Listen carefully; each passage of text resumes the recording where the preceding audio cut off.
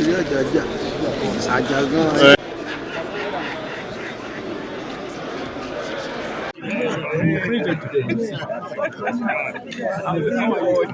Yes, yes. We are glad to have you. Thank you. Thank you.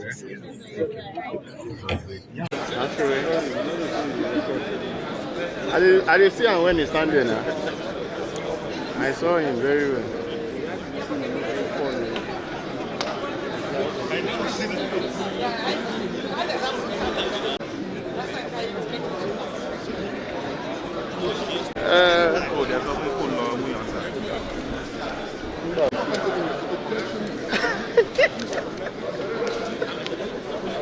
Yeah. One girl, you tell me, see, that's the way I think, say, feeling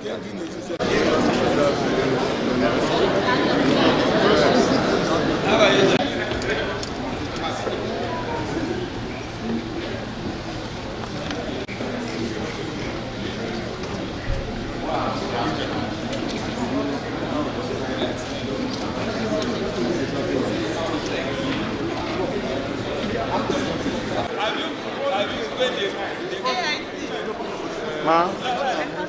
Yeah, man.